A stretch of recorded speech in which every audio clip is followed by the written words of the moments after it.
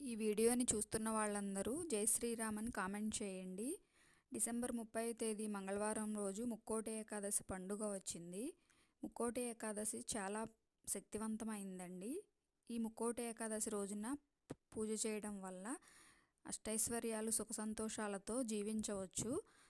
జీవితంలో డబ్బుకి కొదవ ఉండదండి. ముక్కోటి ఏకాదశి రోజున 33 కోట్ల మంది దేవతలు అందరూ భూమి మీదకు వచ్చి మనం చేసే పూజలను చూస్తూ ఉంటారు. ఈ ముక్కోటి రోజున పిండి దీపం పెట్టడం వలన మీ కష్టాలన్నీ తొలగిపోతాయి. దీపం పెట్టుకొని అక్షింతలు వేసి నమస్కారం చేసుకోవాలండి. అలాగే ముక్కోటి ఏకాదశి రోజున